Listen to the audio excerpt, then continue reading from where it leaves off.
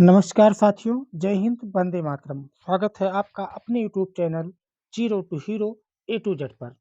कैसे हैं फ्रेंड्स? आशा करता हूं आप लोग स्वस्थ होंगे, मस्त होंगे। फ्रेंड्स, पिछले वीडियो में हमने लाख की चूड़ियां इस चैप्टर्स को कवर कर लिया था। आज का हमारा चैप्टर्स है बस की यात्रा, जिसको हरिशंकर परसाई जी ने लिखा है। देखिए, सबसे पहले हम क्विक रिवीजन करेंगे हरिशंकर परसाई के बारे में। एक थोड़ा मोटा-मोटा जानकारी रख लेते हैं कि इनकी कुछ रचनाएँ हैं। जैसे इनकी इनकी एक रचना है, बहुत ही पॉपुलर है और ये एग्ज़ाम की दृष्टि से भी जो है बहुत इम्पोर्टेंट है। जैसे एक एक है रानी रानी नागमती रानी नागमती की कहानी रानी नागमती की कहानी मोस्ट इम्पोर्टेंट है। और एक है भूत के पाँव पीछे भूत के पाँव पीछे। और एक है प्रेमचंद के फटे जूते। और एक है मोस्ट इम्पोर्टेंट तुलसीदास चंदन घिसें तुलसीदास चंदन घिसें। तो ये इनका जो है, और इनकी जो और डिटेल्स वाली रचनाएँ हैं, इनको हम एक वीडियो बना के जितने भी हमारी एनसीईआरटी में जितने भी चैप्टर्स में जितने भी लेखक, जितने भी कवि इंक्लूड हैं, इन सब का एक वीडियो बना के इनका क्विक रिवीजन इनकी रचनाओं का हम कर लेंगे। ये मोस्ट इम्पोर्टेंट था, इसको माइंड में रखिए कि इनकी जो फेमस रचनाएँ हैं, वो कौन सी है। एक है रानी नागमती की कहानी, दूसरा है भूत के पाँव पीछे, तीसरा है प्रेमचंद के फटे जूते और चौथा है तुलसीदास चंदन घिसें। इसके बाद हम डायरेक्ट अब हम क्विक रिवीजन करते हैं, इसका समरी देख लेते हैं। और समरी देखने से पहले फ्रेंड्स हम बता दें आप लोगों को कि एनसीईआरटी 6 से लेकर 6 टू 8 जितने भी एनसीईआरटी में जितने भी चैप्टर्स हैं, इन सब को जो है 3 से 4 दिन में हम पूरा कवर कर लेंगे। तो आप अगर हमारे चैनल को देख रहे हैं, हमारे वीडियोज़ अगर आपको पसंद आ रहा है, तो फ्रेंड्स ज़रूर लाइक कीजिए और सब्सक्राइब ज़रूर कीजिए। फ्रेंड्स, बिना किसी देरी के शुरू करते हैं सारांश। देखिए, ये बस की यात्रा, इसमें होता क्या है कि बस की यात्रा नामक यह पाठ एक यात्रा वृत्तांत है, जो व्यंग्यात्मक शैली में लिखा गया है। हरिशंकर परसाई जी जो हैं, इनकी जो शैली है, ये बहुत ही व्यंग करते हैं, व्यंग्यात्मक तरीके से लिखते हैं। किसी बात को जो है बहुत ही व्यंग के तरीके से इस मेथड को अपनाते हैं और छोटी-छोटी बातों को भी जो बहुत बड़ा चढ़ा के ये लिखते हैं। इस पाठ्यम के माध्यम से ये बताया गया है कि प्राइवेट बस कंपनियों के मालिक कैसी-कैसी खटारा बसें चलाते हैं। वे अधिकाधिक मुनाफ़ा कमाने के चक्कर में यात्रियों की जान के साथ खिलवाड़ करने में संकोच नहीं करते हैं। इस बस की यात्रा में ये बताया गया है कि जो हमारी जो प्राइवेट बसें चलती हैं, आप लोगों ने फ्रेंड्स देखा होगा, कहीं पे यात्रा किए होंगे, आते-जाते रहते हैं। हम लोग तो देखते हैं कि जो कितनी पुरानी और खटारा-खटारा बसें रहती हैं, लेकिन वो कंपनी मालिक जो है उसको चलवाते रहते हैं, अधिक से अधिक जो है पैसे कमाने के चक्कर में। फ्रेंड्स देखिए, लेखक और उसके 4 साथियों को जबलपुर जाने वाली ट्रेन पकड़नी थी। याद रखना है क्या हमें? जबलपुर। जबलपुर जाने वाली ट्रेन पकड़नी थी। उन्होंने बस से पन्ना और उस कंपनी की बस से सतना जाने का कार्यक्रम बनाया। कहाँ जाने वाले थे? सतना जाने वाले थे। वे सुबह पहुँचना चाहते थे, जिनमें से 2 को सुबह काम पर भी पहुँचना था। कुछ समझदार लोगों ने इस बस से यात्रा ना करने की सलाह दी कि इतनी पुरानी बस है, पता नहीं पहुँचा पाएगा कि नहीं पहुँचा पाएगा। लेखक ने देखा कि बिल्कुल टूटी-फूटी तथा जर्जर दशा में है। किसी वृद्धा की तरह वो सैकड़ों साल पुरानी हो चुकी थी। उसे देखकर यही लगता था कि वो चलेगी भी या नहीं। वास्तव में ये बस तो पूजा के योग थी। फ्रेंड्स, इसको हम थोड़ा-सा बड़ा कर लेते हैं, जिससे ज़्यादा समझ में आए, क्योंकि इसके जो टेक्स्ट है वो थोड़ा छोटे हैं, तो इसको थोड़ा हम बड़ा कर लेते हैं।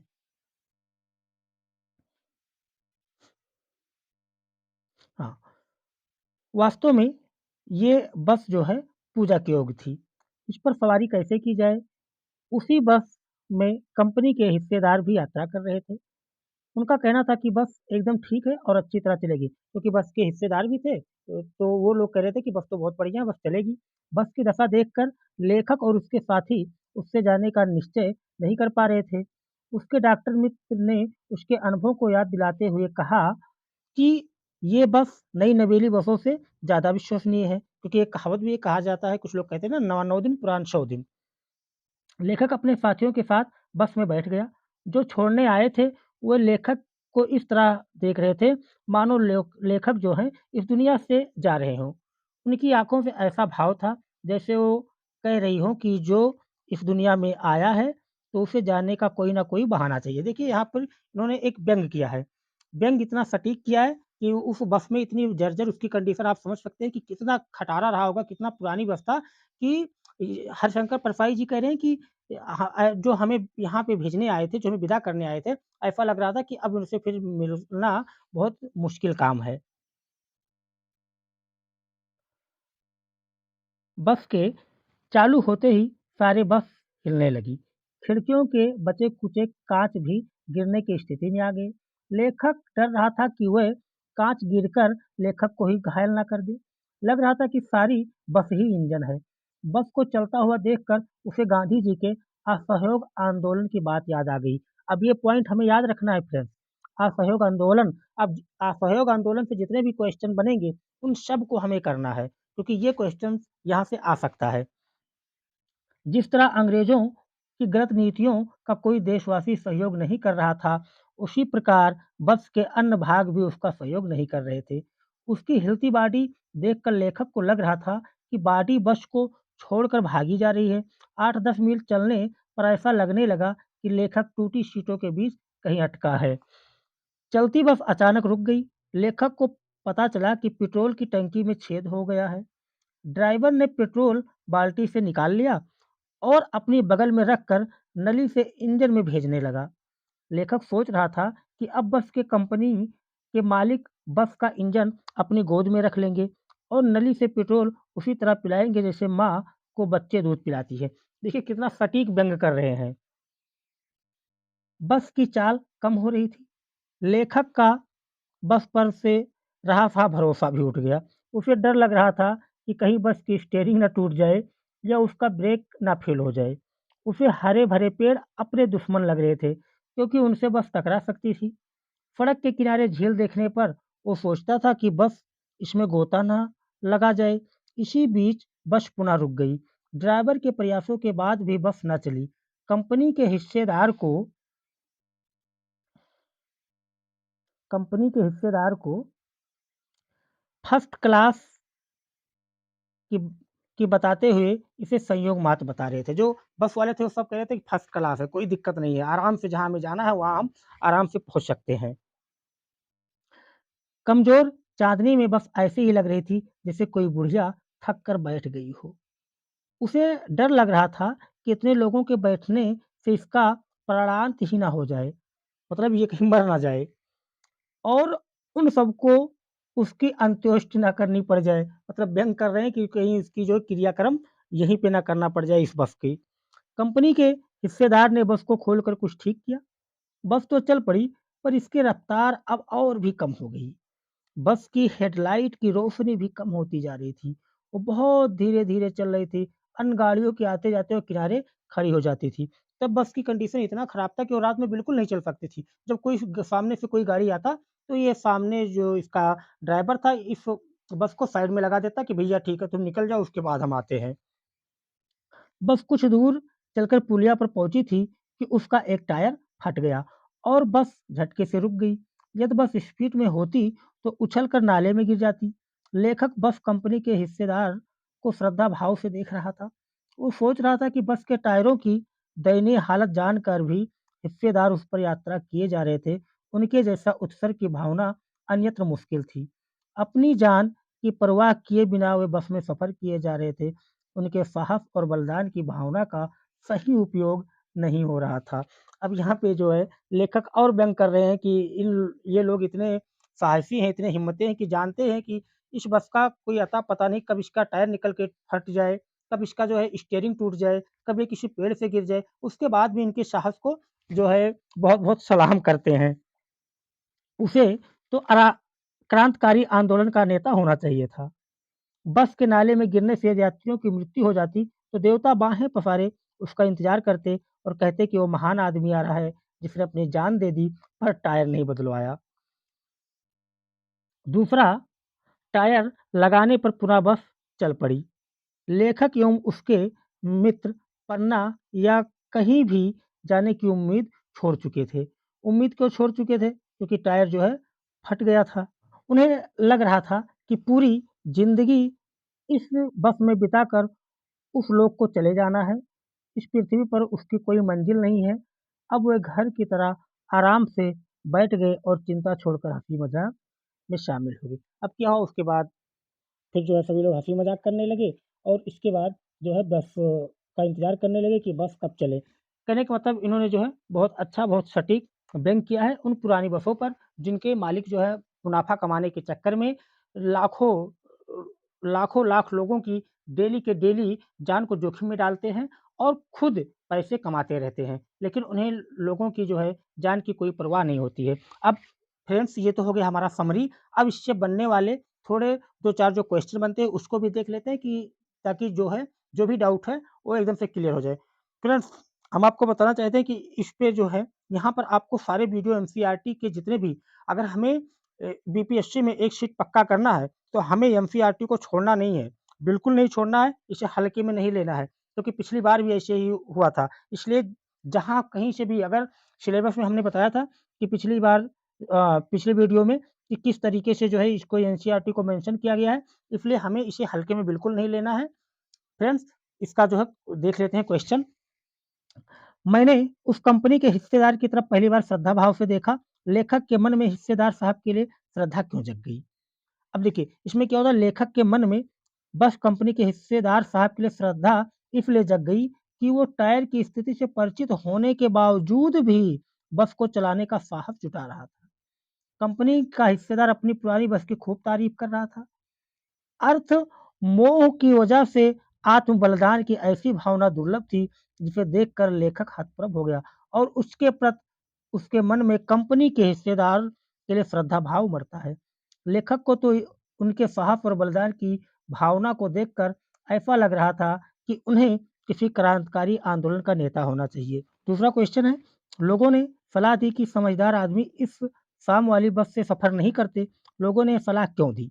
अच्छा, लोगों ने क्यों कहा कि भई इस शाम को जो अगर सफ़र करना है तो ये बस से बिल्कुल मत करना। तो लोगों ने क्यों सलाह दी? लोगों ने लेखक को सलाह इसलिए दी क्योंकि वो जानते थे कि बस की हालत बहुत ख़राब है। बस का कोई भरोसा नहीं है कि कब और कहाँ रुक जाए और इसके ठीक होने की भी संभावना कम है। शाम बीतते ही रात हो जाती है और रात रास्ते में कहाँ बितानी पड़ जाए, कुछ पता नहीं रहता। उनके अनुसार ये बस डाकिन की तरह है। नेक्स्ट क्वेश्चन देखते हैं। ऐसा जैसे सारी बस ही इंजन है और हम इंजन के भीतर बैठे हैं। देखो इसको जो है लेखक ने कहा था कि ऐसा लग रहा था कि जैसे ये पूरा बस जो है पूरा इंजन है और हम इंजन के अंदर बैठ गए हैं। तो ऐसा जो है ये राइटर को क्यों लग रहा था? ऐसा जैसे सारी बस ही इंजन है और हम इंजन के भीतर बैठे हैं, लेखक को इसलिए कहा क्योंकि जब बस चालक ने इंजन स्टार्ट किया तो उस समय बस के इंजन में कंपन होना चाहिए था। यहाँ पर तो पूरी बस ही झनझनाने लगी। लेखक को ऐसा प्रतीत हुआ कि पूरी बस ही इंजन है, मानो बस के भीतर ना बैठकर इंजन के भीतर बैठा हुआ हो, अर्थात इंजन के स्टार्ट होने पर इंजन के पुर्जों की बस के यात्री हिल रहे थे, पूरी बस में कंपन हो रहा था, यहाँ तक कि खिड़कियों के काँच भी पूरे फ़ोर से हिल रहे थे। नेक्स्ट क्वेश्चन देखते हैं। गज़ब हो गया! ऐसी बस आप अपने आप चलती है। उन्होंने क्या कहा? गज़ब हो गया! ऐसी बस तो अपने आप चलती है। लेखक को ये सुनकर हैरानी क्यों हुई? बस की वर्तमान स्थिति देखते हुए इस प्रकार का आश्चर्य व्यक्त करना स्वाभाविक था।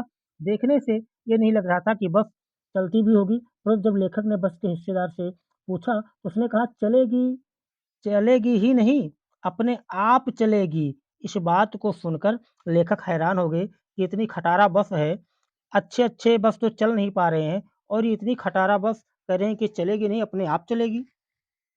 लेखक को देखो क्या हुआ, मैं हर पेड़ को अपना दुश्मन समझ रहा था। लेखक ने ऐसा क्या अनुभव किया कि उन्हें लग रहा था कि हर पेड़ को अच्छा पेड़ को इसलिए कर रहे थे कि कहीं किसी पेड़ में जाके बस लड़ ना जाए। बस की जर्जर अवस्था को लेखक को ऐसा महसूस हो रहा था कि बस की स्टीयरिंग कहीं टूट भी सकती है तथा ब्रेक फेल हो सकता है।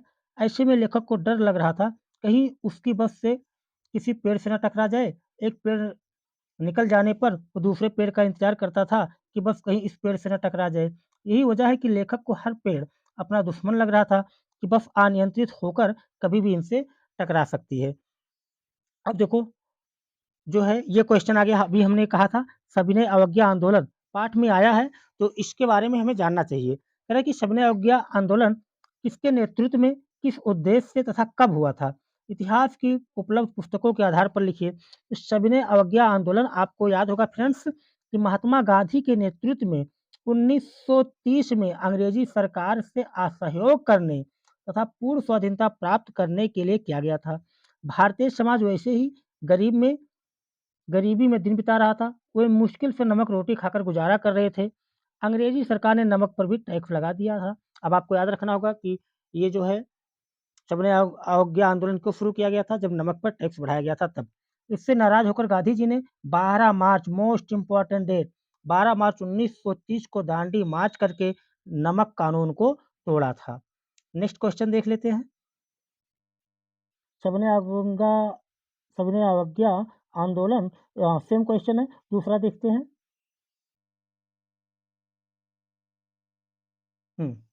ये है सविनय अवज्ञा का उपयोग व्यंग्यकार ने किस रूप में किया है, लिखिए। तो सविनय अवज्ञा आंदोलन 1930 में सरकारी आदेशों का पालन न करने के लिए किया गया था। इसमें अंग्रेजी सरकार के साथ सहयोग न करने की भावना थी। लेखक ने सविनय अवज्ञा का उपयोग बस के संदर्भ में किया है। वो एकात्मक भाषा के माध्यम से ये बताना चाह रहा है कि बस विनयपूर्वक अपने मालिक व यात्रियों से उसे स्वतंत्र करने का अनुरोध कर रही थी। जिस तरह अंग्रेजों की दमनपूर्वक नीति के खिलाफ भारतीय जनता नियम पूर्वक संघर्ष के लिए आगे बढ़ती रही, उसी तरह ये खटारा बस भी जर्जर होने के बाद भी चल रही थी। इसके बाद फ्रेंड्स ये जो है थर्ड चैप्टर बस की यात्रा पूरी तरीके से कंप्लीट हो जाता है और ऐसे ही जो है कंटिन्यू जो है आपके लिए एनसीईआरटी से रिलेटेड जितने भी हैं 6 टू 8 जितने भी चैप्टर्स हैं उन सब को जो है टोटल करवा देंगे 6 to 8 एनसीईआरटी। ये बिल्कुल आपको छोड़ना नहीं है एकदम से, क्योंकि बीपीएससी में एक सीट पक्का करने के लिए एक एक नंबर इम्पॉर्टेंट है और चूंकि एनसीईआरटी को मेंशन किया है तो पता नहीं कहाँ से जो है ये क्वेश्चन को दे दे, इसलिए हमें पूरे चैप्टर्स को पढ़ने की जरूरत नहीं है। आप इसके चक्कर में भी बिल्कुल मत पड़िएगा कि नहीं हमें पूरा एनसीईआरटी पढ़ना, नहीं, हर एनसीईआरटी में जितने भी चैप्टर्स हैं उनके सिर्फ और सिर्फ समरी को पढ़ लेना है। सिर्फ और सिर्फ किसको पढ़ लेना है, समरी को पढ़ लेना है कि इसकी समरी क्या है और ये क्वेश्चन कहाँ से बन सकते हैं। तो एक सीट पक्का करने के लिए जो है एनसीईआरटी को हमें पढ़ना है। जितने भी 3-4 दिन में हम 6 to 8 लगभग कवर करवा देंगे। जितना जल्दी हो जाएगा आप लोग बस 10-10 मिनट में 15-15 मिनट में एक-एक वीडियो आप देख लेंगे, इससे आपका काम हो जाएगा। इससे बाहर एनसीईआरटी से कोई क्वेश्चन नहीं आएगा और इन जितने भी राइटर्स हैं इनका हम एक वीडियो बना देंगे।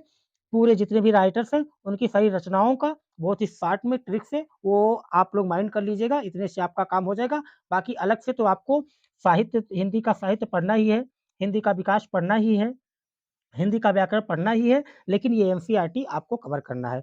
इसी के साथ जय हिंद, वंदे मातरम।